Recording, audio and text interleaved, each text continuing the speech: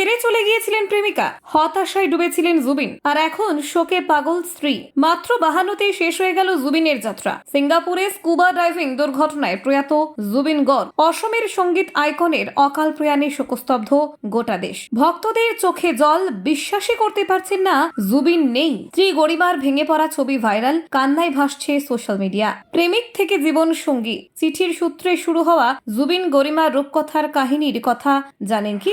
গরিমার বাবার অমতেই হয়েছিল শুরু, তবু জিতেছিল প্রেম। 2002 সালেই করেন বিয়ে। বিচ্ছেদের পরে ফের মিলন। ডিপ্রেশন থেকে জীবনে নতুন আলো জুগিয়েছিলেন গরিমা। জুবিনের অকাল মৃত্যুতে বিধ্বস্ত শুধু স্ত্রী নয়, ভেঙে পড়েছে তার প্রিয় পোষ্য।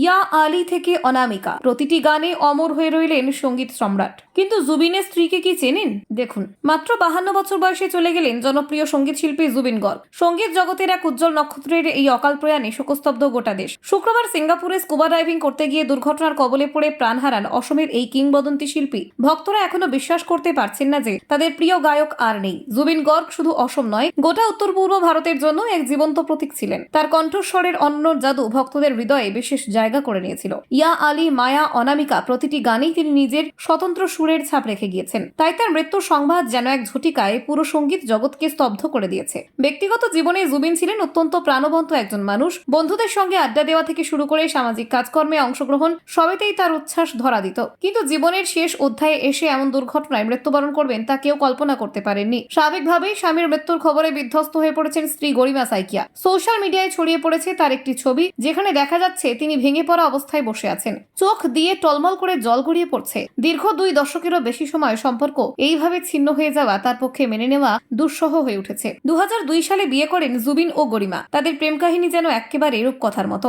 একসময় গরিমা ছিলেন জুবিনের ভক্ত। তার 2 অ্যালবাম অনামিকা এবং মায়ার প্রতি গরিমার বিশেষ ভালোবাসা ছিল। সেই আবেগ থেকেই তিনি শিল্পীকে একটি চিঠি লিখেছিলেন, আর সেই চিঠি হয়ে ওঠে তাদের ভালোবাসার সূত্রপাত। চিঠির মাধ্যমে শুরু হওয়া পরিচয় ধীরে ধীরে পরিণত হয় গভীর সম্পর্কে। জুবিন নিজেই এক সাক্ষাৎকারে বলেছিলেন, জীবনে একাধিক সম্পর্কে জড়ালেও গরিমার মধ্যেই তিনি খুঁজে পেয়েছিলেন জীবনের প্রকৃত সঙ্গিনীকে। তাই প্রেম শুরু হওয়ার কিছুদিনের মধ্যেই তিনি গরিমাকে বিয়ের প্রস্তাব দেন। তবে তাদের প্রেমের পথ একেবারেই মসৃণ ছিল না। শুরুতেই গরিমার বাবা এই সম্পর্ক মেনে নেননি। জুবিনের অস্থির স্বভাব এবং সঙ্গীত জীবনের অনিশ্চয়তা তাদের পরিবারের মধ্যে সন্দেহের কারণ হয়ে দাঁড়ায়। কিন্তু দুজনের একাগ্রতা এবং ভালোবাসার শক্তি অবশেষে সব বাধা জয় করে। তবে দাম্পত্য জীবনেও প্রথম দিকে খুব একটা সহজ ছিল না। গরিমা নাকি জুবিনের পরিবর্তনশীল স্বভাবের সঙ্গে মানিয়ে নিতে অসুবিধায় পড়েছিলেন। কিছুদিনের জন্য তাদের সম্পর্কে ভাঙনও দেখা দেয়। গরিমা একসময় দূরে সরে গিয়েছিলেন, আর এই বিচ্ছেদে গভীর হতাশায় ভুগেছিলেন জুবিন। ডিপ্রেশনের সেই কঠিন সময় তাকে আরো নিঃসঙ্গ করে তোলে। কিন্তু ভাগ্যের চক্রে আবার তারা একে অপরের জীবনে ফিরে আসেন। বুঝতে পারেন যত বাধাই আসুক, একে অপরকে ছাড়া তাদের জীবন অসম্পূর্ণ।